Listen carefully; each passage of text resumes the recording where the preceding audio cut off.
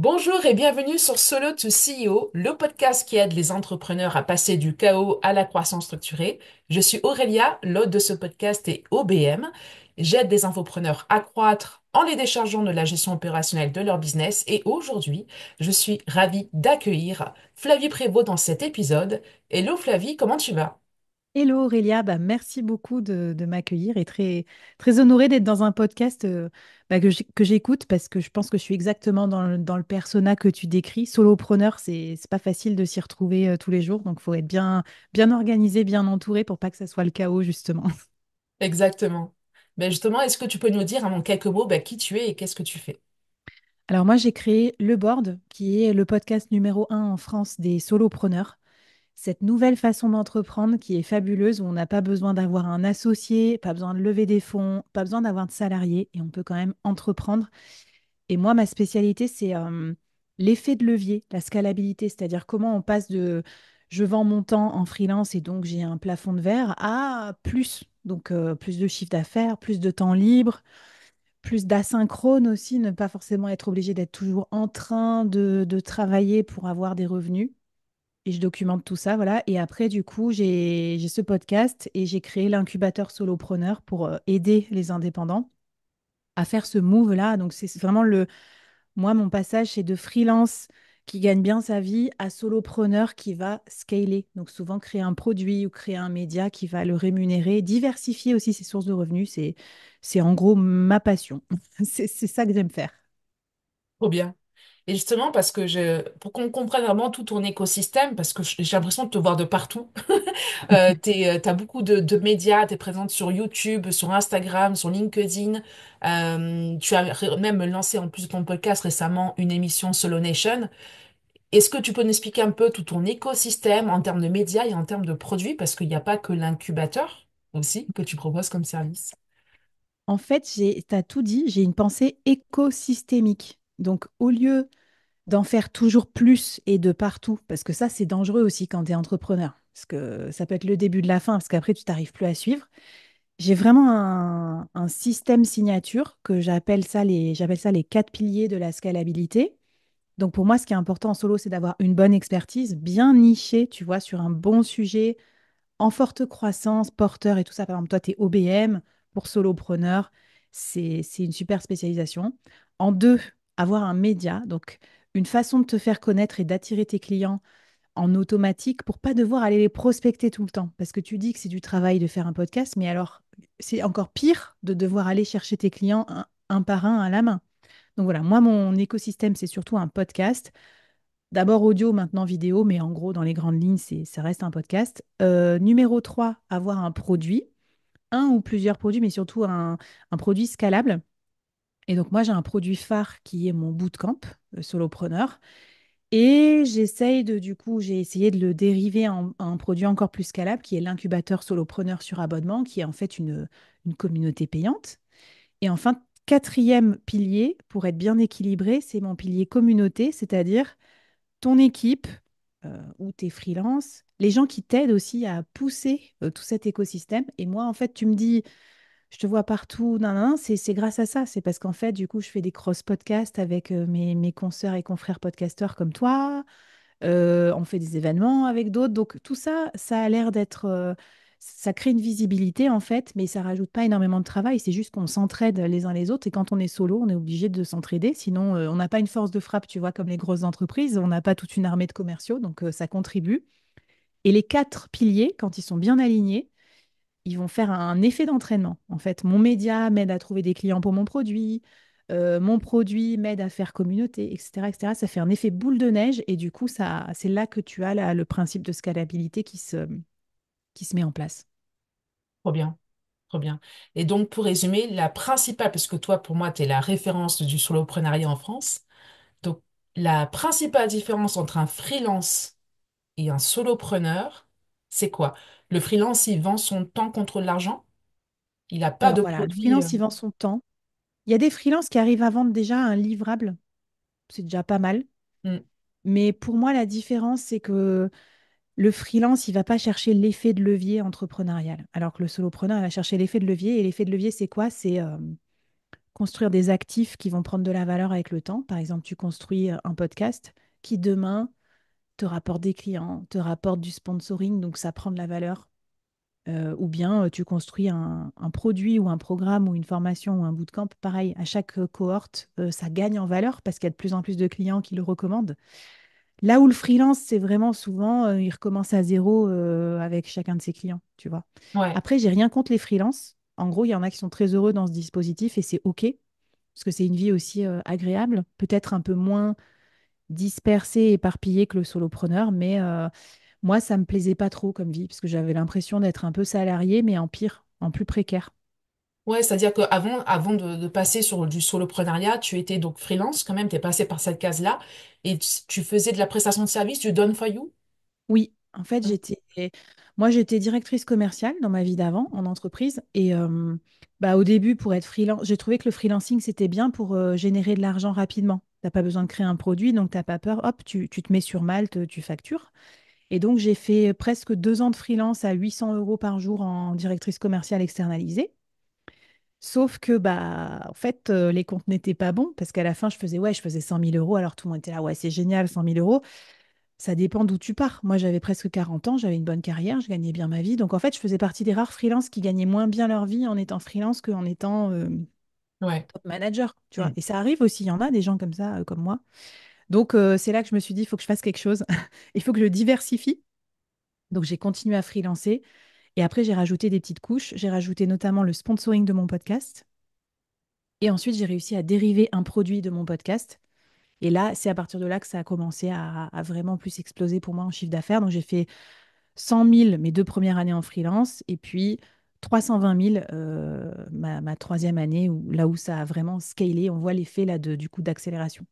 Un fois trois en fait, hein, Ouais. de trop bien.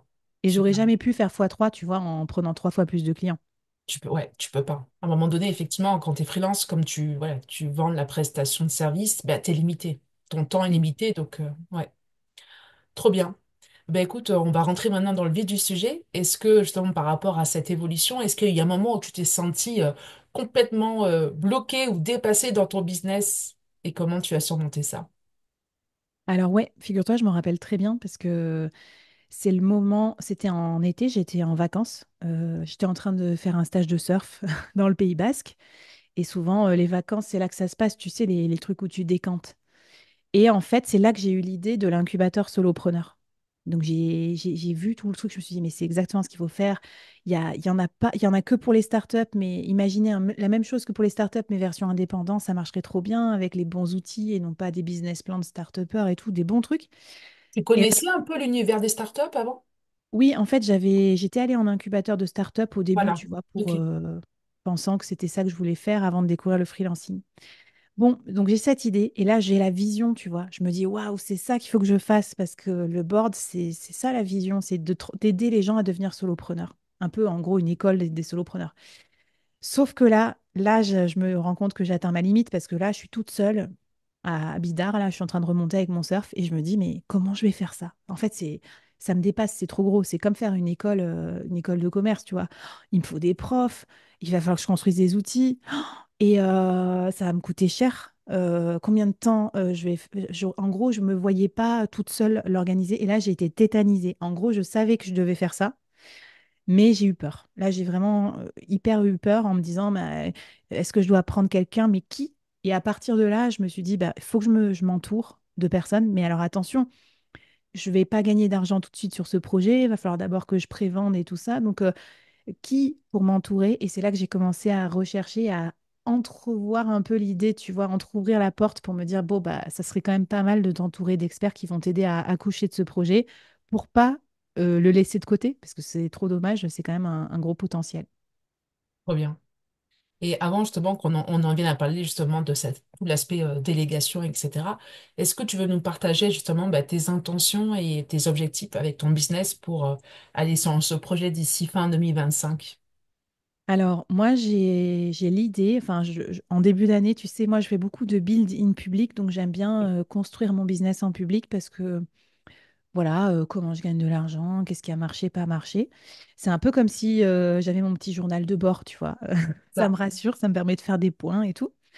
Et en début d'année, je me suis dit, allez, je mets que je vais documenter mon aventure jusqu'aux 500 000 euros en solo, parce que j'ai fait 320 000 l'année dernière, et donc go. Et je me suis dit, non, c'est pas 500 000 que je veux faire, c'est 500 000 euros scalables. C'est-à-dire vraiment avec de la vente de produits, tu vois, pas des missions freelance. Si quelqu'un me dit, OK, vas-y, fais quelque chose pour nous. Donc, je voulais pas à tout prix gagner de l'argent, je voudrais gagner de l'argent, mais que ça soit scalable pour respecter aussi ma qualité de vie, parce qu'on sait ce que c'est en tant qu'entrepreneur. Oui, je pourrais aller donner des conférences partout en France et gagner 50 000 de plus, mais combien ça me coûterait en point de vie?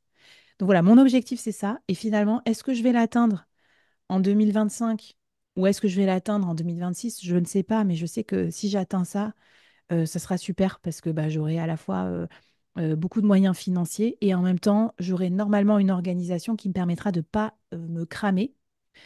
Et après, sur le sujet délégation, voilà, scalabilité, ça veut dire aussi faire plus avec moins.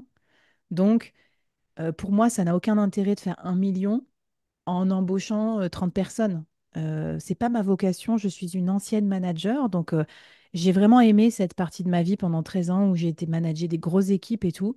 Mais c'est un truc très prenant à part entière. En fait, j'ai un peu tourné la page. Maintenant, j'ai envie d'apprendre à faire autre chose. Et j'ai pas envie, du coup, de manager une grosse équipe, même une grosse équipe de freelance et de passer ma vie à faire des entretiens de performance. J'ai envie d'autre chose. Donc, c'est aussi pour ça que j'essaye d'être minimaliste et donc me faire aider avec des freelances, oui, avec un peu de tech, avec un peu d'IA. Et donc, je marche toujours un peu entre ces deux. De l'ambition, oui, mais quand même à voir si je peux rester minimaliste et avoir une bonne vie quand même cool. Trop bien. Et si tu devais nous partager ta vision à 3 5 ans, est-ce que tu te vois aller plus loin que 500K par mois? Par an, Écoute, pardon. 500K par an, tu m'as dit? ouais, par an. Pour le moment, non. Mais après, on verra. Tu vois, j'ai envie de dire, une fois que le système est en place, et c'est en ça que je trouve que c'est intéressant de réfléchir à la délégation aussi, c'est vraiment penser système au lieu de faire des coups. Tu sais, au début, quand j'étais freelance, j'ai trouvé ça passionnant, mais presque en gros, j'avais l'effet casino. Dès que je faisais des journées au TJM, j'avais l'impression d'être millionnaire parce que je gagnais 800 euros, 800 euros, 800 euros. Alors que quand j'étais salarié, je pensais pas comme ça parce que c'était un peu invisible. L'argent que tu gagnes, ça tombe sur ton compte. Et ça m'a malheureusement, c'était un peu comme faire des coups comme ça tous les jours et ça m'a fait oublier le long terme, oublier tout ça. Et donc, je Oui, pense que c'est important en tant qu'entrepreneur aussi de se dire, OK, l'argent, c'est une chose, c'est déjà bien de savoir en créer et tout, super, mais une fois que tu l'as, il faut réfléchir à deux fois. Est-ce que c'est malin de faire ça? Est-ce que je vais pas me cramer? Est-ce que ça va pas m'épuiser? Et moi, j'ai pas envie de me dégoûter non plus de mon business. J'ai envie que ça me dure toute ma vie. J'aime bien le côté lifestyle business, c'est-à-dire des entrepreneurs qui entreprennent pour avoir une vie à côté. mhm, Donc, je fais attention aussi à pas non plus être trop dans l'ambition du toujours plus, parce que je sais qu'il n'y a pas, il y a jamais de fin à ce jeu-là. c'est ça. Et il y en a beaucoup qui tombent dans ce piège-là. Ouais, alors tu as raison. Il y a plein de solopreneurs qui ont fait des podcasts, des vidéos où en fait ils sont revenus en arrière. Ils sont allés au million, au truc, et ils avaient des vies dégueulasses, ou alors ils voyaient plus leurs clients, ils faisaient plus des trucs qu'ils aimaient. Et moi Ils j'aime se sont bien aussi retrouvés le à côté. gérer beaucoup de problèmes, de gestion d'équipe, de management, et à la base, C'est c'est pas ça. ce qu'ils aimaient faire. Ouais. Après, pour toi, c'est bien, c'est des marchés aussi. C'est sûr que je pense qu'après, si tu montes en équipe, il faut que tu t'équipes aussi avec du management intermédiaire. Ouais, carrément. Ok, superbe. Et donc, tu en as parlé un petit peu tout à l'heure, alors, tu as dit qu'à un moment donné, tu as senti que tu avais besoin de t'entourer de freelance. Est-ce que tu peux nous en dire un peu plus par rapport à ça? Oui, alors j'ai eu plusieurs moments. Je pense qu'il faut être attentif à ce qu'on fait et tout. Donc moi déjà, j'ai une production média, donc création de contenu. Je fais partie des entrepreneurs créateurs. Et ça, c'est une nouvelle espèce qui se développe de plus en plus parce que on a notre marque personnelle, on a peut-être un média à côté, genre un podcast ou une chaîne YouTube. Et ça, assez rapidement, quand même, tu te rends compte que tu es obligé de déléguer, en fait, parce que au moins, montage audio, montage vidéo, c'est des trucs que souvent ça prend énormément de temps, tu sais pas faire. Après, j'ai délégué aussi la partie podcast management parce qu'il faut toujours poster les trucs toutes les semaines sur les plateformes de podcast. Donc en gros, poster les choses que tu sais pas faire, poster les choses répétitives. Et après, j'ai l'IA qui est arrivée aussi dans mon paysage. Et là, je me suis dit, attends, Flav, il y a un truc à faire là. Faut que tu fasses attention à mettre de l'IA dans tes processus. Donc là, moi, j'ai fait un truc que j'aime bien faire, c'est-à-dire je délègue à des experts pour faire avec moi. Parce qu'en fait, la délégation en solopreneur, faut faire attention, ça peut être à double tranchant. Si tu te mets à tout déléguer et que tu sais plus rien faire, tu ne seras pas minimaliste. C'est-à-dire que tu auras besoin d'avoir cette équipe de 35 personnes pour produire le moindre podcast. Tu peux plus rien faire tout seul. Alors que si tu délègues en amont à un expert qui t'aide à revoir tes processus, bah là, généralement, après, tu es autonome. Et donc, moi, j'ai délégué à une équipe de podcast management augmentée par IA. Et donc, ce qu'on a fait, c'est qu'on a revu tout mon process de création de contenu pour mettre de l'IA un peu partout et donc diminuer aussi les besoins de délégation humaine, parce que tu es d'accord que à Mm. cette époque, je gagne 100 000 euros par an, je dépense déjà 20 000 euros de freelance par an. Je peux pas non plus dépenser 80 000 euros de freelance. Et ça va vite, en fait, si tu as besoin d'un community manager pour tous tes Mm. réseaux sociaux et tout. Donc, il faut être précautionneux de son argent. Donc voilà. Et là, j'ai mis de l'IA dans mon process de podcast management, ce qui fait que j'ai pu passer de 3 4 posts par semaine quand j'avais le temps à genre 25 ou 30 posts publiés sur tous mes réseaux et multi-publiés avec des outils de programmation. Et ça m'a aidé aussi à donner beaucoup plus d'ampleur à mon podcast et à regagner du temps, moi, au lieu de faire des carousels sur Insta, qui est quand même pas ma plus-value énorme. Ben, j'ai eu du temps pour faire des choses que je voulais faire depuis longtemps sur ma bucket list. Écrire un livre, écrire 2 livres même. J'ai fait les deux en même temps, du coup, et lancer ma nouvelle émission. Donc, je vais pas te dire que je travaille moins qu'avant, c'est juste que le temps que j'ai récupéré, je l'ai mis sur des projets qui me plaisent plus, ou tu vois, qui sont des nouveaux projets qui sont censés me servir de carburant pour les 5 années à venir. Trop bien. Est-ce que tu veux nous donner un exemple justement de l'IA dans la production de contenu? Oui. Comment ça se passe? Alors tout simplement, on a redessiné mon workflow, donc ma content cascade. Donc en fait, moi, mon contenu maître, c'est un épisode de podcast toutes les semaines. Et on s'est dit, bah, qu'est-ce qu'on peut en faire de cet épisode? En fait, il faut le transformer pour les différents réseaux sociaux. Sous quelle forme, tatata. Donc on a dessiné la stratégie. Et après, on a construit des GPT personnalisés avec mon style, ma voix. Et donc ça prend du temps. C'est pour ça que j'ai pris quelqu'un aussi, parce que moi, toute seule, j'aurais fait un truc pourri, j'aurais mis dans le GPT, j'aurais dit, ah ben ça marche pas, ok. Donc non, non, là, j'avais quelqu'un qui m'a fait les itérations. Ce qui fait qu'au bout du compte, aujourd'hui, on prend le transcript texte d'un épisode de podcast que je fais. Donc c'est ma création originale, donc ce qui fait qu'il y a mes tournures et tout.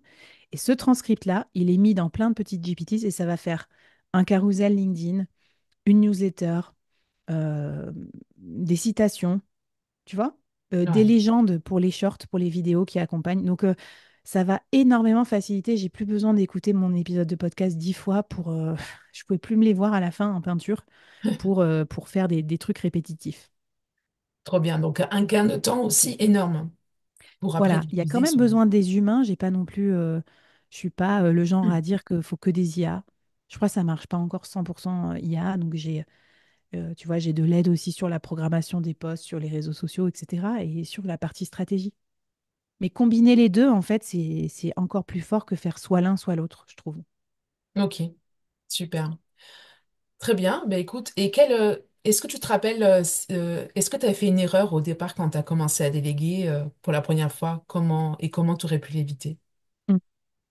Alors déjà, je trouve que comme je disais, ça va vite. Tu passes vite de rien à tout. Tu sais, le freelance, t'es un peu une pince, tu dépenses rien. Tu fais des trucs sur Google Sheet et tout. Et après, tu te rends compte que pour créer des produits, il faut tout un tas de logiciels. Après, il faut ConvertKit, il faut machin et tout. Donc, tu dépenses, tu dépenses. Les SaaS. Alors là, combien de SaaS j'ai pris qui ne me servaient à rien? Donc maintenant, ce que je fais, c'est que j'ai un tableau de suivi de mes SaaS où dès que j'en achète un mensuel d'abord, avant de passer à l'annuel, et ensuite je check est-ce que je les utilise assez ou est-ce que je dois les virer.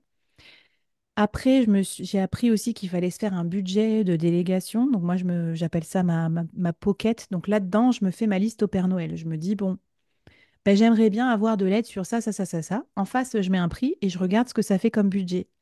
Et là, ben, je fais des choix. Comme quand je dis à ma fille, ben non, tu peux pas avoir 17 cadeaux, le Père Noël, il va pas t'amener tout ça. Donc, c'est quoi les plus importants?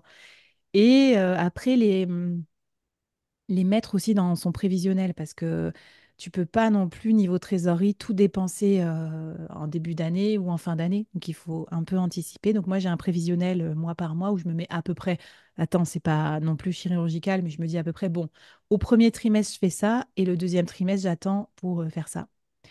Et après, pour répondre à ta question, franchement, j'ai eu de la chance. J'ai travaillé toujours avec des gens bien et tout, donc j'estime pas avoir fait d'erreur. Mm. Après, toujours pareil, il y a des postes qui te semblent importants, chers pour pas grand-chose, mais c'est toujours des apprentissages, moi, je trouve. Et tu vois, typiquement, toute première année sur YouTube, j'ai payé 5 000 € pour avoir une stratégie et 4 vidéos. Enfin, je me dis, j'ai vraiment à quoi ça servait, tu vois, par rapport au nombre de vues. Mais il faut pas penser comme ça, parce qu'en fait, c'est là que j'ai fait aussi tout mon apprentissage. Ouais. Euh, et plus tard, ça m'a aidé à avoir un peu plus de compas dans l'œil pour lancer ma future émission qui, là, go sur YouTube à fond. Et là, je vais dépenser 120 000 € sur ma nouvelle émission, tu vois. Parce que si la vidéo, ça coûte plus cher, il y a plus de portée. Donc, voilà. Et c'est vraiment, moi, je conseille aussi d'avoir une vision investissement, reward, risque, reward. Donc le risque, c'est je mets 120 000 euros. Le reward, c'est quoi? Le ROI. Donc cette émission, elle doit m'amener des ventes, elle doit m'amener ci, ça, ça, ça, ça. Et donc je dois calculer pour être sûr que je suis rentable. Voilà, qu'est-ce que je peux te dire sur ça? Ouais, la délégation. Et donc en gros, je suis passée de 20 000 euros à peu près 120 000 euros l'année 2, tu vois. Donc D'accord. en termes de dépenses. Ça va quand même vite. Ouais. Mais après, voilà, tu fais les choses progressivement. Si ça marche pas, tu peux arrêter aussi. J'ai jamais payé quelqu'un 100 000 euros comme ça. Tu vois, c'est des coûts mensuels. Donc, tu Mm. adaptes aussi ta collaboration pour être sûr que ça fonctionne bien pour toi. Trop bien. Et quand tu dis que ton émission t'a coûté, je crois, j'ai vu ton post 136 000 euros, c'est ça? Mm. C'est combien d'épisodes ça représente? Alors ça, pareil, c'est un budget que j'ai fait. Donc, c'est pas Ouais, sorti de ma poche maintenant, parce que les gens, ils vont me dire, t'es folle, mais je suis pas si folle que ça quand même. Mais si je fais tout ce que j'ai prévu, nan, nan, je me suis fait un petit tableau Excel avec ce que j'aimerais idéalement. Et ça coûte 136 000 € pour 24 émissions.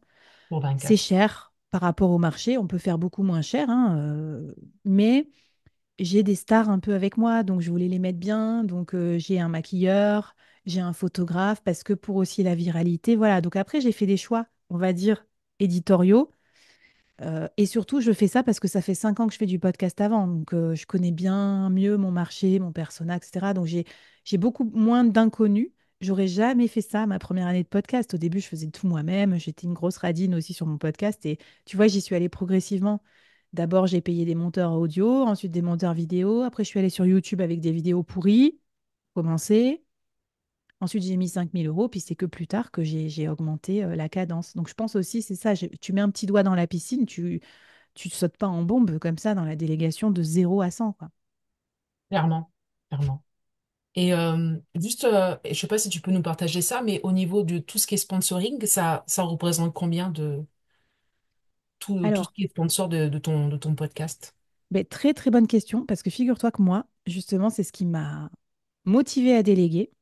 Je me dis toujours, bon, bah, si je délègue des trucs, ça me coûte plus cher, donc il faut que je trouve des sponsors plus gros. En gros, j'essaie toujours de financer ça. Ouais. Et donc, typiquement, là, normalement, je devrais couvrir mes frais en podcast, en sponsoring. Parce que du coup, j'ai calculé, je sais plus, ça fera 6 000 € l'émission ou 4 000 € l'émission si la personne me prend toute l'année, un truc comme ça. Et en fait, j'ai déjà des rendez-vous avec des sponsors, j'ai déjà des petits signes que les gens sont plus ou moins OK, ils attendaient juste un peu de voir et tout. Tu vois, donc c'est, je pars pas complètement dans le vent, à fond perdu. Donc tous ces Mm. moyens que je vais mettre, ça sera rémunéré par un des sponsorings plus gros. Et généralement, quand on fait des émissions plus qualitatives, bah, c'est plus facile aussi de trouver des sponsors. Ouais. Et c'est toi qui vas les démarcher personnellement? Ouais. Mm. Ouais. Alors l'année dernière, j'ai fait 50 000 € sur 320 000 € de partenariat. Et cette année, bah, du coup, je vais essayer de faire à peu près 150 000 € sur mes 500 000 dans ces Deux- eaux-là. D'accord. Et en Deux fait, sponsors. comment? Deux Ouais, de sponsors, sponsors. Ouais. 150. Et bah, ce qu'il faut, je pense, c'est aller démarcher. Bien sûr, il ne faut pas attendre que les gens viennent vous voir pour... ça n'arrivera pas. Enfin, ah si, après, quand tu es connu, ils viendront. mais le temps d'être connu, voilà. Et en plus, démarcher, ça permet de faire connaissance, de donner confiance, d'avoir une relation. Parce que pareil, on va pas te donner 50 000 euros d'un coup. Et il faut plusieurs sponsors aussi pour arriver à ça. Il en faut 3, 4, 5, 6, 7. Donc voilà, moi, c'est une partie très importante. Mais tu vois, je les mets dans mon pilier communauté. C'est aussi des gens qui m'aident à faire, à pousser le podcast. C'est pas que de l'argent. Parce que quand tu es sponsorisé par Conto, bah, les gens se disent, OK, bah, ça pèse en fait son truc dans le domaine des indépendants. C'est pas n'importe qui est sponsorisé par Conto. Donc, tu vois, il y a un peu aussi ce côté-là.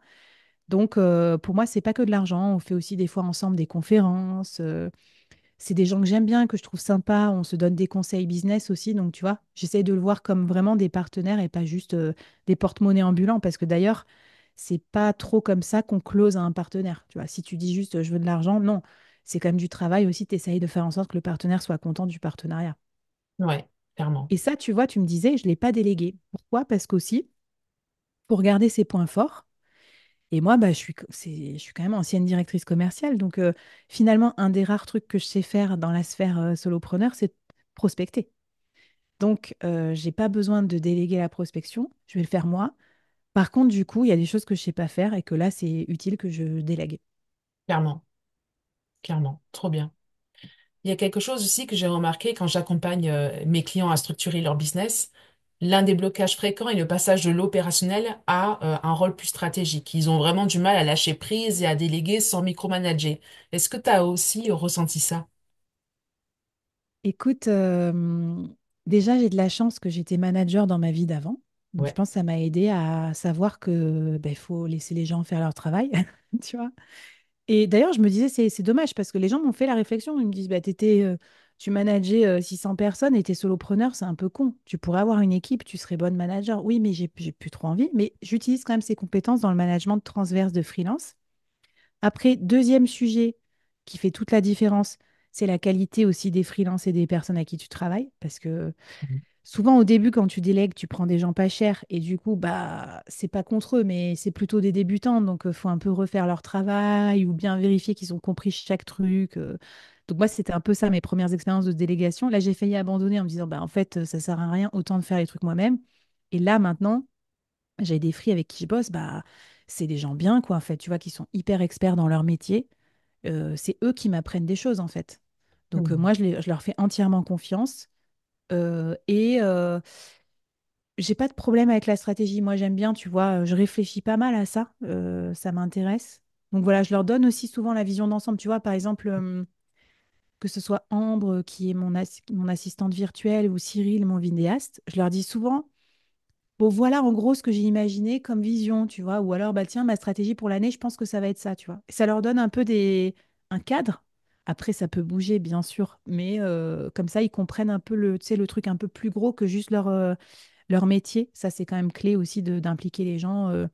Et on se fait pas de réunion, tu vois. On s'en parle une fois tous les 3 mois, mais ça suffit. Ah, vous faites pas du tout de réunion hebdo? Non, Ouais. on 100% fait en WhatsApp. asynchrone. Ouais. WhatsApp. Ouais. On va en parler de tout ça après. Du coup, bah, comment, tu en as parlé un petit peu, comment tu as constitué ton équipe de freelance pour qu'elle soit autonome et performante? Est-ce qu'il y a quelque chose qui a été difficile dans ce processus? Euh, oui, je pense qu'il y a vraiment la notion de, au début, tu as des relations one-on-one avec chacun. Et à un moment, tu te mets à répéter les trucs, tu te dis, bah voilà. Et en fait, c'est là, à partir de là, que tu te dis, bah faut les mettre en commun. Donc en fait, je pense qu'ils se sont surtout organisés entre eux, où ils m'ont dit. Et donc en gros, bah, c'est par exemple se créer un groupe WhatsApp avec à la fois le podcast manager, celui qui fait les prompts, le graphiste et le monteur. Tu vois, c'est des trucs tout con, hein. Puis ton Ouais. groupe, quand tu bosses pas, tu le mets en sourdine et puis point. Et après, Ouais. j'ai des espaces Notion aussi partagés où ils peuvent se taguer, discuter. Voilà, donc ça reste assez Ouais. minimaliste. Mais en gros, moi j'ai délégué, j'ai un pôle, tu vois, qui est le pôle un peu content creation. J'ai pas plein de pôles différents qui doivent communiquer, j'en suis pas à ce stade encore. Mhm. Ok. Donc là, dans l'ordre, tu as recruté qui en premier? Alors, monteur audio, Mhm. euh, podcast manager, monteur vidéo, IA, Mhm. Non, et avant l'IA, assistant virtuel. Voilà. Et ça, c'est les récurrents. Ouais. J'avais fait Customer Care aussi, mais je pense que j'étais pas prête. Tu vois, c'était pas ce dont j'avais le plus besoin à l'époque et tout. Donc maintenant, je vais remettre ce sujet sur l'ouvrage, Customer Care, donc relations clients, les accès des gens dans l'incubateur et tout. Bon, il y a 300 incubés, donc là, ça commence à être un peu le bazar quand c'est moi, parce que moi, je sers à rien. Tu vois, je suis là, ah oui, je vais répondre, après j'oublie. Et ton assistant virtuel, elle fait ça pour pallier un petit peu à l'absence de la customer care? Oui, un petit peu, mais tu vois, ce serait Ouais, bien que... En fait, à un moment, quand tu vois que les trucs débordent, tu sais aussi que chacun a ses compétences propres. Donc, tu ouais. demandes aux gens, est-ce que tu as envie de t'en occuper? Oui, non, et tout. Et donc, bah, c'est bien aussi d'avoir des gens complets. Hmm. Euh, et je crois que c'est tout. Et après, j'ai plein de petits ponctuels, tu vois. Stratégie SEO, stratégie YouTube. Mais ça, je vais dire, c'est un mix entre de la délégation et de la formation personnelle sur moi, quoi, tu vois, pour que je sache faire. Ouais. Donc, en fait, dans les prestations que tu demandes avec ces experts, tu leur demandes aussi de te former, de t'accompagner. Hmm. Absolument. Mais attends, je vais aller regarder sur mon tableau de charge, voir si j'oublie pas quelqu'un, tu vois. Mais on va dire qu'aujourd'hui, dans ton équipe cœur, tu as le monteur audio, le monteur vidéo, l'assistante virtuelle, le podcast manager et un graphiste. Oui, et alors du coup, j'ai pris deux prestations, ça va t'intéresser ça dans ton domaine, sur abonnement. Donc c'est illimité, mais une demande à la fois. Copywriting et graphisme. Hmm. Et là, ça a été une autre révolution dans ma façon de penser. C'est le moment où j'ai commencé à déléguer des choses que j'adore faire. Et ça, je pense que c'est aussi un gros piège des solopreneurs. C'est que moi, j'aurais pas de contraintes. Je pense que je passerais ma vie à faire du Canva, tu vois. Je sais pas. C'est une activité que j'aime bien. C'est un peu le flow. Je réfléchis pas. Je fais mes petits trucs. Mais est-ce que je dois faire du Canva toute la journée? C'est pas le meilleur usage de mon temps. Je passerai ma vie à écrire des posts LinkedIn. Est-ce que c'est en faire un, ok, mais en faire 2 heures par jour, non. Donc là Hmm. aussi, j'ai dû restreindre mon temps sur des trucs et déléguer à d'autres personnes. Et je suis contente de l'avoir fait pour voilà, passer aussi ce cap. Et maintenant que j'ai osé le faire, bah, je suis très contente parce que là, je dois écrire un article de blog invité pour un gros blog. Bah, j'ai pas le temps en fait. Donc hop, je l'envoie dans la pile du copywriter. Là, j'ai mon lancement d'émission, j'ai tout à refaire. Les covers, les bandeaux, les bannières, les machins. Bah, je suis hyper contente d'avoir quelqu'un qui me seconde. Et moi, du coup, je peux me concentrer sur la promotion de l'émission où j'ai beaucoup plus d'importance que sur le carrousel visuel de l'émission. Carrément. Trop bien. Et au niveau de la gestion de tes projets, notamment avec ta nouvelle émission et peut-être d'autres projets que tu vas développer pour cette année ou pour les années à venir, comment tu les gères en général avec justement ta team? Alors, je les gère pas bien, je pense. Enfin, j'ai pas un mode gestion de projet. Euh, donc, c'est plutôt, on se met d'accord sur les tâches récurrentes qu'il va y avoir. On se fait un petit calendrier. Mais effectivement, c'est aussi par là que j'avais commencé en prestation. Bah, pour le lancement de l'incubateur, j'avais pris quelqu'un en gestion de projet qui m'avait dit, voilà, si tu veux le lancer à telle date, voilà, on va se faire des sprints. Et alors ça, j'avais trouvé ça super parce que ben, ça m'avait mis dans le mode lancement militaire, clac, clac, clac, clac. Donc si demain, en gros là, la gestion de projet, je l'ai fait moi-même, pour l'émission, notamment parce que c'était très éditorial. Donc c'était Oui. de quoi on va parler et tout. Ça m'a gêné de le déléguer au début. Par contre, l'année prochaine, si je refais exactement le même truc, avec un casting de 12 co-animateurs, des dates, des machins.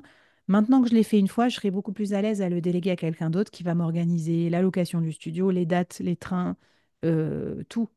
Mais je trouve aussi qu'il y a un petit côté bah, plaisant à faire les choses qu'on aime au moins une fois. Et là où moi, ça me fatigue, c'est quand ça va être répétitif. Donc là, j'ai un peu défriché, tu vois, à la machette le truc. Maintenant, je sais un peu plus ce que je veux et je pense que je pourrais plus facilement briefer quelqu'un aussi pour me seconder pour une deuxième fois. Hmm. Ok, super. Enfin, Parce c'est que à là, double tranchant, ça, parce que ouais. bon, j'aurais pu aussi prendre quelqu'un dont c'est la spécialité de faire ça dès le départ. Mais bon, j'ai un budget contraint, donc aussi, faut choisir où on met le budget, quoi. Est-ce que tu as des projets aujourd'hui qui nécessitent justement d'assigner des tâches à des membres de ton équipe, de respecter avec des deadlines à respecter, parce que parfois bah, il y a des tâches qui vont dépendre des autres, etc. Donc comment tu gères tout ça? C'est toi qui fais un peu le rôle aujourd'hui de chef de projet pour s'assurer que tout roule et que les choses se Ouais, fassent. c'est vrai que je fonctionne par projet. Donc, tu vois, on va se faire un mini-groupe sur un projet et voilà, et c'est moi qui vais faire le chef de projet. Je pense que tu as raison de dire que je suis encore potentiellement un peu le goulot d'étranglement. J'en suis pas à ce step-là encore où j'ai besoin. Mais à mon avis, si ça s'accélère, évidemment, là, ça sera bien d'avoir du transverse.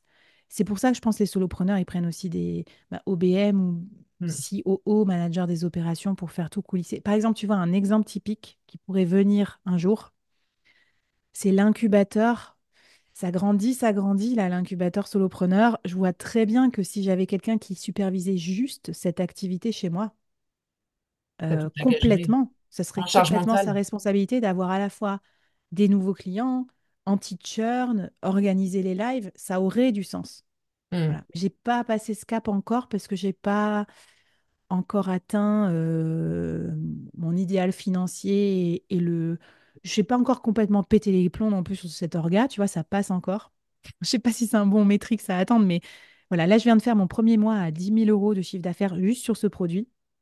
Et si Un j'arrive à incubateur. faire ça toute l'année, en gros, un produit que le produit lui-même rentabilise un salaire de freelance à lui seul, alors je mettrai quelqu'un, tu vois, je mettrai une ressource. Je réfléchis voilà, en investissement Ouais. comme ça. Ouais, très bien. D'ailleurs, tu as été conseillé justement pour avoir ce type de réflexion, ou même tout à l'heure, tu parlais de prévisionnel, parce qu'il y en a très peu qui tiennent des prévisionnels. Est-ce que tu as été accompagné par un DAF ou quelque chose comme... Non.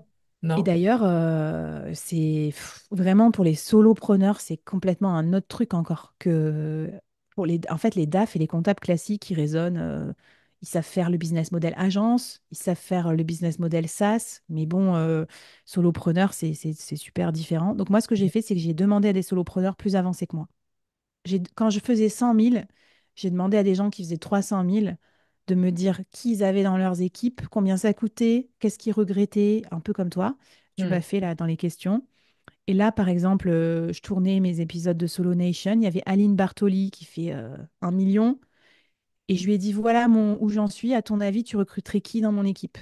Et elle m'a dit, bah, Customer Care, ça a l'air d'être le moment pour toi. Tu vois, donc aussi, Ouais. toujours se demander aux anciens, là, tu vois, ceux qui Ceux sont qui sont... passés par avant nous, ils ont cette vision, ou demander aux pros comme toi, qui peuvent très bien dire, bon, bah, là, tu es au stade où ça serait bien d'avoir un OBM, ou t'es pas encore au stade où ce serait bien d'avoir un OBM, parce que je me rappelle, OBM, un moment, tout le monde, c'était un peu la mode et tout, me disait, et j'avais même pas d'assistant virtuel. Donc, tu vois, Ah il faut oui, pas non plus le se premier cramer les step, étapes. premier Ouais. step, c'est l'assistant virtuel en général, Mm, avant l'OPM.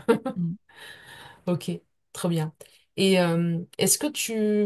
quel est le premier système ou process que tu as mis en place et qui a changé ton quotidien? Et comment tu l'as mis en place? Alors, le tout premier, c'est tout con, hein, c'est comment poster un épisode de podcast toutes les semaines. En fait, c'est con, mais je le faisais toutes les semaines et toutes les semaines le dimanche soir à pas d'heure. Donc, je me suis dit, bon, il y a un problème. Donc, d'abord, j'ai documenté le truc et après, j'ai donné à un podcast manager. C'était tout de tout premier. Hmm. Et maintenant, idée de génie. C'est mon assistante Ambre qui documente les trucs en cours de route parce qu'elle sait très bien que moi, je vais les faire un peu en mode spontané. Je vais lui faire un loom ou quoi. Et elle garde des traces de quand elle l'a fait, elle l'écrit quelque part, comme ça, on est bien. Et demain, si besoin, on Donc copie-colle. c'est Voilà. elle qui documente tous tes process aujourd'hui. J'avais écouté des épisodes sur ça, les SOP, Standard Operation Procedure. Je m'étais dit, ah, ça, faut le faire. Après, il faut savoir reconnaître aussi ce qu'on sait faire ou pas faire. Et bon, du coup, en parlant, elle m'a dit, mais moi, je l'ai déjà fait, j'ai déjà commencé. Mhm. Trop bien. Et effectivement, c'est bien justement, comme tu dis, d'avoir un bras droit à un moment donné qui s'occupe de documenter les process, hein, parce que c'est vrai que c'est important. Si pour X ou Y raison, une personne ben, te quitte du jour au lendemain, ben, elle part aussi avec le savoir qu'elle a acquis dans ta Mm. structure et les usages et les pratiques qui sont spécifiques à ta structure, d'où l'intérêt d'avoir des process qui sont documentés avec des procédures, des checklists comme tu disais aussi des vidéos Loom qu'on peut retranscrire après par écrit et des process aussi, des procédures qu'il faut faire vivre aussi et mettre à jour par rapport aux évolutions qu'il y a aussi au niveau des logiciels et autres. Et tu vois, souvent, les entrepreneurs, ils se rendent pas compte de à quoi ça peut servir. C'est vrai que c'est un peu chiant de le faire tout seul. Tu te dis, j'aurais pas besoin. Donc déjà, un, si tu le fais, tu donnes une consigne à quelqu'un, c'est bien de profiter de ce moment-là pour l'enregistrer quelque part. Et deux, écrire mes process m'a permis de me rendre compte de certaines absurdités. Et en Ouais, fait, c'est là que je me suis dit, bah attends, mais il doit y avoir des trucs IA pour faire ça, ou pourquoi je fais ça toutes les semaines, tu vois. Et je pense que c'est douloureux, c'est peut-être pour ça qu'on le fait pas. Mais quand tu, par exemple, c'est comme quand tu dessines ton parcours client, ça fait ouais. mal, hein. Là, tu te rends compte que les gens, ils font ça, genre, c'est pire qu'un labyrinthe où il y a les C'est trois vrai. chemins pour arriver à la pomme. Donc, ça fait mal, mais ça fait du bien. Mm, clairement. Et aujourd'hui, tous tes process documentés, toutes tes procédures, tu les stockes sur quoi? Sur Notion? Ouais, alors j'ai un Notion hyper bien, où à force, tous les trucs que j'ai réutilisés, je les ai enregistrés quelque part. Et Mm, puis, sans exagération, parce qu'il ne faut pas non plus passer sa vie à faire son Notion, tous les ans, peut-être, ou 2 fois par an, je clean un petit peu. Je dégage les pages des projets qui ne se sont pas faits au cimetière. J'ai une page cimetière et je réorganise un peu. Et je me suis fait mes 2 espaces les plus utilisés, enfin, mes 3 espaces, c'est l'incubateur solopreneur, donc là où il y a les apprenants, les méthodes, les lives et tout ça. Le podcast, sans surprise, création de contenu, agenda et ça. Et puis mon espace d'entrée, d'accueil, où il y a mes objectifs. Et ouais. ça, une fois par mois, je vais cliquer sur mes OKR et je regarde où j'en suis parce que je m'en suis fixé 3 pour l'année ou 3, 4. Et ça me refocus Ouais, pour éviter de faire n'importe quoi, ce qui arrive vite aussi. ouais. D'ailleurs, au niveau de la gestion de ta communauté, tu les gères sur quel outil, quel logiciel, quel espace? Là, j'ai un outil qui s'appelle Mighty Networks. Donc, c'est un outil américain qui permet de faire des lives, de les héberger à l'intérieur. C'est un peu comme Circle. D'accord. C'est très bien. Donc, et pareil, c'est des outils, de plus en plus, on est aidé, tu vois. Il y a même des outils IA où tu peux faire auto-poster des trucs. Je l'utilise pas encore trop, mais c'est vraiment, ça, c'est tout est au même endroit pour gérer ta communauté. Trop bien. Un peu, ouais, comme tu disais, comme Circle ou School. Exactement. Ok.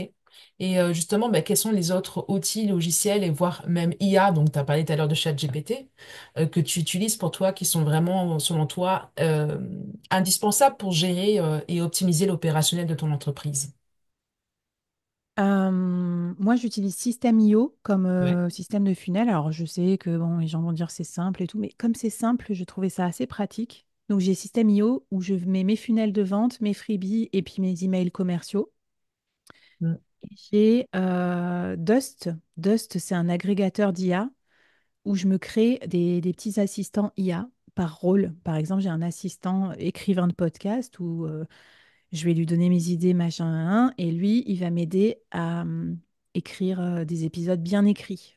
Quand ça, c'est utile. Ou alors, assistant nouveau, là, je l'ai appelé Scriptor. Scriptor, il me fait des. Je lui donne mon podcast et il me transforme ça en vidéo courte de 15 secondes, 30 secondes avec un hook, un machin et tout. Et franchement, quand je lis ça face cam, c'est mieux que si moi, je raconte ce qu'il y a dans le podcast. D'accord. Ok. Ça rend Mm. humble, c'est mes petits assistants. Mais ils fonctionnent pas en automatique, je vais les solliciter quand j'ai besoin. Et Dust, c'est plus puissant que ChatGPT pour la... En fait, c'est pareil, tu choisis ton modèle de langage, c'est juste que tu peux dire je veux Claude parce que c'est un truc écrit ou je veux ChatGPT. Mais c'est comme se faire des GPT personnalisés. D'ailleurs, je me fais aussi pas mal de GPT personnalisés. En plus de Dust, du coup. Tu Ouais, as des j'ai quand même assistants les deux. IA. Mm. Euh, Mais ouais, et d'ailleurs, ça, c'est une pratique que j'ai de plus en plus pour déléguer. Maintenant, avant de déléguer direct, je me dis, est-ce que l'IA peut le faire d'une certaine manière? Ouais. Et tu vois, sur YouTube, je me suis créé un assistant producer, YouTube producer, qui m'analyse mes stats, qui me donne des idées de vidéos, qui me fait mes scripts. C'est quand même pas mal, hein. Alors, c'est moins bien qu'un humain top du top, mais en fait, quand même, Et ça avec Dust, du coup, avec cette IA. celui-là, je l'ai fait avec ChatGPT. Ah, d'accord. Ok. C'est un peu le même usage, quoi. Mhm. Ok, très bien. Et là, il y a Voilà quel- mes Ouais. outils.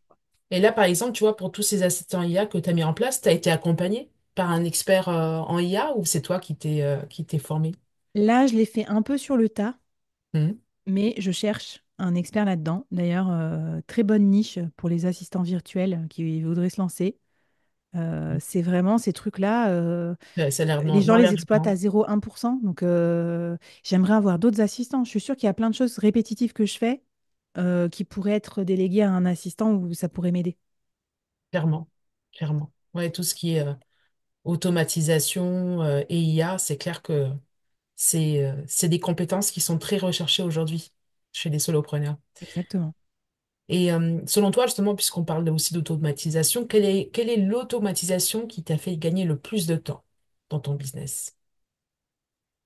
Alors, automatisation, j'en ai pas non plus des millions parce qu'après, ça s'entretient. Donc Ouais, aussi, c'est vrai. autre truc que j'ai remarqué, c'est que attention, tu t'enflammes, d'un coup tu passes de 0 à 500 automatisations, et là, il Et y en quand a il y en a une une qui qui... pète, tu sais plus où elles c'est ça. sont en Hmm. faire. Donc je suis assez minimaliste. Donc, mais vraiment, je dirais que la mieux, c'est celle qui envoie le résultat de mon quiz, mon freebie.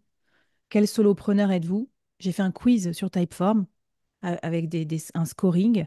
Et à la fin, ça envoie la note avec un PDF et une séquence email. Et ben, c'est con, hein, c'est vraiment basique, basique, mais c'est mon freebie le plus téléchargé. Tous les trimestres, quand j'organise un bootcamp, je peux aller voir qui a le meilleur score, contacter les gens. Enfin, vraiment, c'est hyper basique, hein. Tu dois être déçu de mon automatisation, mais c'est la plus efficace. Ah ouais, mais non, c'est clair. Et du coup, tu l'as fait avec Make, avec Moi, j'ai fait Zapier Zapier? pour Ouais. faire simple, mais après, j'ai aussi d'autres projets d'automatisation. Je pense que tu peux faire des super trucs, Hmm. notamment en mettant un peu de ChatGPT au milieu dans tout ça. Par exemple, j'ai une copine solopreneur qui m'a montré comment faire un freebie avec ChatGPT aussi. Enfin, voilà, des trucs, tu mets l'IA au milieu de tout ça pour aussi présenter les réponses ou faire des diagnostics. Ça peut être très, très intéressant. Ah ouais, ouais, carrément. Et Carrément. après, le truc bébête aussi, les automatisations de paiement. Moi, je fais quasiment plus de factures. Enfin, tout passe par Oui. système IO. Les gens, ils choisissent leur plan, leur abonnement. Et hop, ça dégage. C'est connecté mon Stripe et connecté à mon comptable. Il ne me demande pas de copier-coller des factures dedans. Enfin, c'est vrai qu'on vit une vie quand même aujourd'hui où si on choisit les bons outils, on a quand même moins de trucs back-office à se faire. C'est Enfin, clair. moins de trucs pénibles à faire aussi et donc à déléguer. Clairement. Et par rapport aux factures, donc les factures, elles sont générées par Stripe automatiquement. Oui, ou système IO, je sais plus, enfin un des deux. Ouais, en tout cas, c'est Stripe qui va générer une fois que la personne elle a commandé sur Ouais. son système IO. Et ton comptable, parce que c'est vrai que les factures Stripe, il manque souvent des mentions obligatoires. Il a pas cité par rapport à ça. Bah écoute, je te dirais, là, ça passe. Enfin, tu vois, Ça passe. après, il a accès à mon compte Stripe, tu vois. Donc, je D'accord. pense qu'il doit vérifier, lui, que c'est bien, ça, c'est bien lié, les mouvements. Je sais pas trop comment ils font. Hmm. Mais là, pareil, tu vois, moi, j'ai Time en, Ouais, c'est bien Time. J'aime pour beaucoup. indépendant, c'est quand même cool, quoi. Je vais au resto, je flash, je fais une photo de ma facture, boum, c'est envoyé. Ouais. Faut vraiment se faciliter la vie. Faut pas hésiter à challenger ces outils et à se dire, attends, est-ce que j'ai la bonne banque, le bon comptable, le bon machin pour ce mode de vie-là, hein? Parce que moi, si j'avais un comptable un peu féodal, il me demanderait chaque facture. Bah non, Ouais, c'est clair. Oui, surtout qu'avec Tam, mais après, de toute façon, il faut quand même. C'est lui, du coup, qui fait les rapprochements entre ce qu'il voit dans Stripe, il va faire les rapprochements, les justificatifs qu'il va aller choper sur ton Stripe. Hmm. c'est ça. Ok. Et juste par rapport, pour en revenir à ton process d'onboarding client, du coup, bah, en fait, tout est automatisé. Et je veux dire, il n'y a pas de clients qui vont te faire des virements pour des grosses sommes. Non, Tout passe. voilà. Ouais, Aujourd'hui, tout passe par système IO. Et là, récemment, tu vois, en termes de délégation par projet, je viens de mettre en place une VSL, donc une vidéo de vente aussi pour l'incubateur. Pour faciliter l'accès, parce qu'avant, c'était que écrit et il n'y avait pas de rendez-vous. Tu sais, on ne pouvait pas prendre de call de vente pour l'incubateur. Donc voilà, j'ai mis ça en place aussi avec, du coup, ben, vraiment le nouveau funnel de vente simplifié. Vidéo, tu laisses ton email, tu regardes la vidéo, ensuite tu reçois une séquence de vente et ensuite tu t'abonnes ou tu t'abonnes pas. trop bien, trop bien. Et t'as rajouté des ads par-dessus ou pas encore? Pas encore. Ça, c'est. J'avais testé une fois pour voir, pas mourir idiot, mais ça, pareil, ça nécessite, c'est presque un pôle Ouais. acquisition. Pour le moment, moi, je joue sur l'organique, donc j'ai plutôt pris le budget pour créer une nouvelle émission. Je sais qu'idéalement, il faudrait faire les deux, mais moi, je me dis, l'argent, je le garde pour construire un actif qui sera à moi et qui va faire des petits. Là où bah, les ads, tu payes Facebook et puis voilà, tu payes Mhm. Meta, bon, ben, ça Ouais, va t'apporter du trafic, mais si tu coupes le robinet, tu n'as plus de trafic. c'est ça. On verra si la C'est stratégie bien de fonctionne. combiner.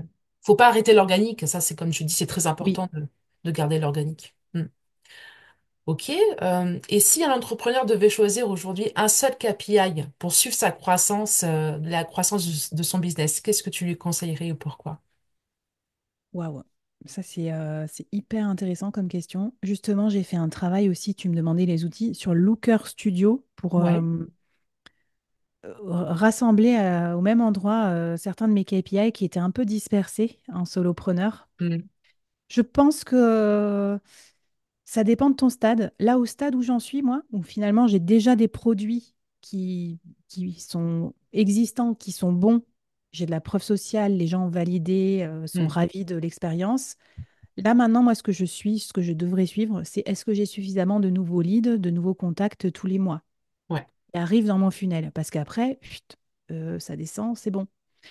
Voilà. Donc, c'est pour ça que j'ai fait cette nouvelle émission aussi pour avoir un nouveau canal d'acquisition, YouTube et tout. Voilà. Mm. Parce que c'est mon stade du moment, mais tu m'aurais demandé ça il y a un an, c'était plutôt, je sais pas moi, la conversion. Donc voilà, moi j'utilise beaucoup le funnel ARRR, là, de marketing de croissance pour affiner. Et voilà, un média, une newsletter et tout ça, c'est pas un stock. Même des abonnés d'une newsletter, moi j'ai 8000 abonnés, mais je trouve que c'est pas une bonne façon de voir les choses. La meilleure façon, c'est de voir qui arrive dans la newsletter et qui repart. C'est plutôt un flux. Ouais. Donc, je pense qu'il faut aussi veiller à ne pas trop se reposer sur ses lauriers et toujours se dire, est-ce que j'ai des nouvelles personnes qui me suivent, qui me découvrent? Est-ce que j'ai de nouveaux abonnés à ma newsletter? Et si oui, combien? Et par exemple, tu vois, moi, je ne suivais pas mon pourcentage de croissance d'abonnés de mois en mois, alors que c'est quand même important. Mm. Clairement. Trop bien. Merci pour ce partage. Je t'en Et prie. du coup, à quoi ressemblent tes journées de solopreneur? Est-ce que tu as estimé un petit peu le temps que tu passes chaque semaine à ton business? Alors, mes journées, elles sont pas aussi horribles que ça parce que je vais au sport le matin.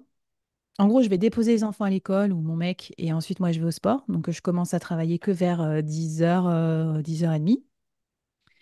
Après, je fais quand même une pause déj et après, généralement, je m'arrête vers maximum 18h parce que je dois les récupérer ou alors ils arrivent à la maison, les enfants, ce qui est Hmm. pas mieux, tu vois. Bon. Donc tu vois, c'est pas non plus un truc horrible, je trouve, en volume horaire. Après, généralement, dans une semaine, il y a forcément un soir où je vais me faire une nocturne, mais parce que j'adore ça. Moi, je suis un oiseau de nuit, donc je suis très frustrée de devoir travailler que la journée. Moi, je m'écouterai, je bosserai la nuit jusqu'à 3 heures du mat. Donc, je me fais généralement une petite nocturne dès que j'ai couché les enfants, de 21h à 23h minuit. Donc, tu vois, ça, là, c'est plutôt du travail de fond et tout. Et le week-end, je travaillote un petit peu. En gros, je me fais au moins 24 heures sans aucun travail mode avion. Et quand même, peut-être le dimanche, je vais faire un petit post LinkedIn, un truc comme ça, ou regarder deux, trois trucs, mais soft, tu vois, pas violent, peut-être 1 heure ou deux sur mon ordi max, pour quand même profiter de la vie et pas être trop le solopreneur qui bosse tout le temps pendant que ses enfants ou son mec salarié ne travaillent pas. Hmm. Donc, tu Voilà, arrives quand et même à après, déconnecter 24 heures, quoi, dans la semaine. à minimum, et moi j'aime bien faire des choses culturelles, me balader et tout. Hmm. Voilà, et après, voilà, donc ça reste quand même des semaines, je trouve pas non plus trop énorme en volume horaire. Par contre, c'est plutôt la charge mentale et un Oui, peu l'obsession, moi, je trouve qui est difficile, c'est que, bah, par contre, je pense à mon business quand même très, très, très souvent. comme beaucoup de solopreneurs. Ok, trop bien. Ben écoute, on arrive à la fin de cet épisode. Je vais te laisser le mot de la fin, pour le coup. Si un entrepreneur veut passer de solo, d'indépendant à je m'entoure d'une équipe de freelance, notamment, on va dire, allez, en espace de 6 mois, quelles seraient les actions clés qu'ils devraient mettre en place selon toi? Euh, Moi, je dirais calculer le ROI, quoi. On passe jamais à une équipe juste comme ça, quoi, par envie d'avoir une équipe, quoi. On a toujours un objectif derrière. Donc, C'est c'est... ça. Moi, je voulais créer l'incubateur solopreneur. Je savais que c'était le produit qui, à terme, avait le meilleur potentiel de m'amener à 500 000 euros.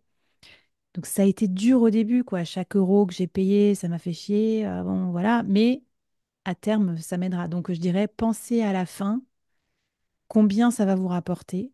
Et d'ailleurs, ça m'a aussi motivé à le vendre plus parce que bah, j'avais des frais. Donc, il Ouais, faut couvrir les frais. Et je trouve que c'est sans se mettre dans le rouge, hein, bien sûr, mais avoir des charges, ça permet de se dire, attends, bah là, faut peut-être que je me bouge. Là, j'ai 10 000 euros de charges, ben, faut que je fasse au moins 20 000, 30 000, 50 000. ça te Voilà. bouge, ouais. Ah, Donc, voilà, penser au ROI, je trouve que pour un entrepreneur, ça motive. On sait pourquoi on fait les choses à la fin. clairement. Ben écoute, merci pour tout, Flavie, pour toute la valeur que tu as partagée. Si les gens ils veulent venir te voir, te suivre, c'est quoi le meilleur moyen? Bah, le meilleur moyen, c'est peut-être mon site, leboard.fr. Là, il y a tout. Il y a mes podcasts, il y a mes freebies, il y a mes ressources, ma newsletter. Et bah, sinon, faites un petit coucou sur LinkedIn. C'est un peu ma machine à café à moi. Trop bien. Ben écoute, merci beaucoup, Flavie. Merci pour cet échange et à très vite. Merci Aurélien.